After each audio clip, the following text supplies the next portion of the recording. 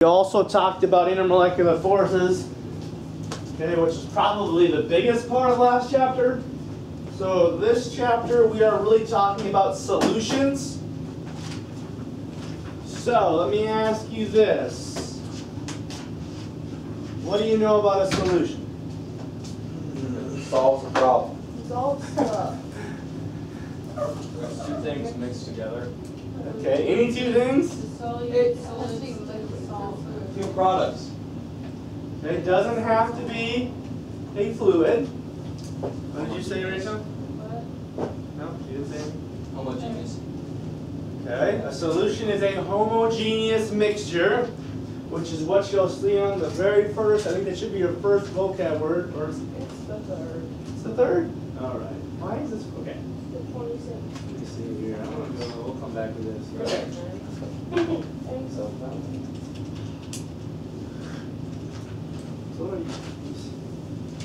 All right, so yeah, it is your third vocab word. It says a homogeneous mixture of two or more substances in a single phase.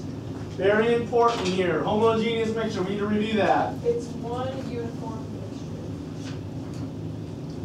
No. Okay, what is true about all mixtures? It's very important. They can be separated physically. Yes. Okay, that's important. All mixtures can be separated physically, which means that they aren't what? Chemically combined. Okay, very important. And then we said for a solution it needs to be homogeneous. Remember there was a difference between homogeneous and heterogeneous. If you remember, really the main difference was heterogeneous, you can see the different phases. Okay? Homogeneous, if you looked at it, almost looks like just one thing. Like when you look at Kool-Aid, it just looks like there's just colored water, right? You wouldn't be able to tell that there was solid particles that got dissolved and things like that. Does that make sense? Okay? Well, here's some vocab things that I'm not sure if we ever talked about last year or when you guys took physical science. It's this idea of a solute. You maybe have heard it in biology a little bit? Yeah? Okay? So what a solute is, it is the substance that is being dissolved. So give me an example of a solution where what the substance being dissolved would be. Water, salt, and water. Okay, salt, water. Okay, Kool-Aid. So what is the solute in a salt water solution? Salt is being dissolved. What would be the solute in a Kool-Aid solution? Kool-Aid powder and sugar, right? Okay? Unless you get, you know, the pre-packet, the ones that it's got like the powder and the sugar combined. Okay? A lot of times we call it the dissolvee. And then we have solvent. Okay? It is the thing that does the dissolving. So if we're talking about salt water solution, what is the solvent? Water. Water. What about Kool-Aid? Water. Water. What about an alcoholic beverage? Water. Universal solvent. All right. I knew you guys had heard that before. I was just waiting to see what you guys said. We did? Biology. Oh. And we talked about it in Bible, too. Oh, sweet. Good. Okay, so I'm really just kind of reviewing. This main part is just, it's important to know the vocabulary words so that when I say solute and solvent, you know which is which and what I'm referring to. Now, there's one way to always determine what the solute and solvent is. Any ideas? This may be a harder question than I maybe have thought. What is more? Yes. What is more? What do you mean by that? I'm assuming you were... What there's more of. Not mass necessarily, but you have more of. This should make sense, right? Are you going to be able, because the dissolving process involves a solvent surrounding a solute. If you had more solute than solvent, how would that dissolve? They precipitate, right? Okay, yeah. Well, it's more just we're not using the vocab right. That makes sense? Yeah, we'll talk about precipitates. Okay? Okay, so if you're looking to figure out, you want to know which one do you have more of. So if I have if I make rubbing alcohol, which is 30% water and 70% isopropyl alcohol, I love it. what's your solute? Oh. Water in this case. Whoa, Duke. Okay? So be very, very careful to always assume that water is the solvent because it's not. Okay? And a solution is when you have a solute dissolved in a solvent. Misconception, any phase can be the dissolver or the solvent. You can have a solid be the solvent. We'll talk about that. Wait, that is a misconception. It's a misconception to think that liquids are the only things that dissolve other things. Okay, this is kind of a silly visual. This just kind of shows you, even this visual is probably not that good, so I'm going to skip it. Properties of solutions, really important. Maddie hit on one of them. Okay, she hit on, well. Oh, spicy. Okay, she kind of hit on this one here. I said that. Oh, nice. He's so proud of himself. Shut up. I didn't feel pretty good about that. Okay. You hit on that. Solutions are not chemically combined, which means you can physically separate them. Here's some other interesting things. You cannot filter out a solution. Okay, I shouldn't say that. Oh, my soul. Wait, what? You cannot, like, through a physical filter, you can use, because water filters, what they use is they use charged things to be able to attract the ions. Like, I'm talking about putting through a sieve, where you just put something through a filter that just separates it by size. Okay? What they use in water filters is they have particles that are charged that attract the ions in your solution, taking them out. That's a different kind of filter. Okay? So solute, okay, what you have dissolved will not settle out. If it does settle out over time, it's actually just a suspension that there's not much in there that you can tell that it's a suspension, but over time it'll settle out. That's why milk is not a solution. Well, if it settles out, it's not homogeneous too. Yeah. We'll never, we might have classified it as homogeneous incorrectly, because technically the best way to classify it as homogeneous and heterogeneous is the size of the dissolving particle. But we a lot of times just say if it looks like one phase, it's homogeneous, but that's not the best way to classify it. It's just the quickest way because it covers most of them. Okay. Does that make sense? Yeah. All right?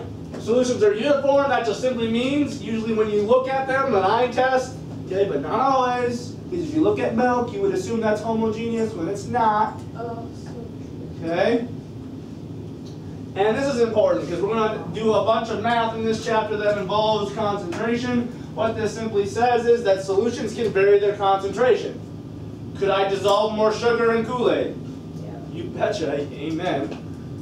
Okay? Could I, not dissolve as much? Yeah, not good though, okay? And we'll talk about what can be concentrated to gauge might not be concentrated to me. So it's a little bit subjective, so we have to put some actual math behind the concentration value so that we know for sure. But we'll get to that in a couple days. Most common solutions that we're most familiar with is a liquid solution. When I say liquid solutions, I'm referring to liquid is the solvent. And the reason why we're most familiar with liquid solutions is because our universal solvent is water. So most of the time when we think of solutions, we think, oh, it's got to be liquid that's dissolving it, when it's not the case always. Believe it or not, a solid can dissolve solids, liquids, and gases.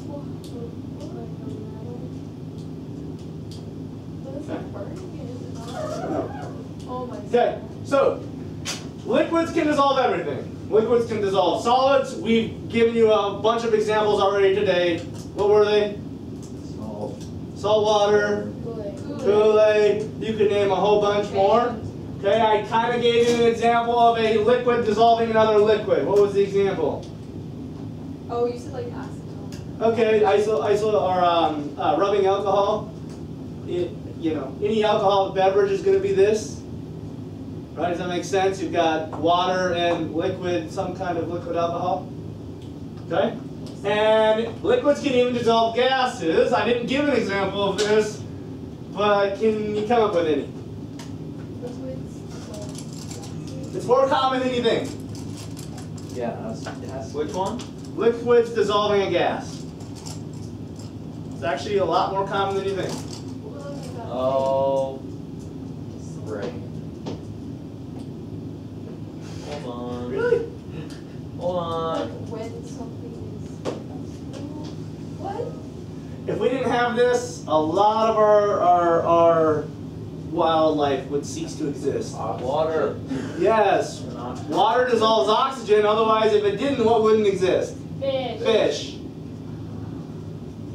Oh. Yeah, just I said because they water. don't breathe oxygen doesn't mean they don't need oxygen to live.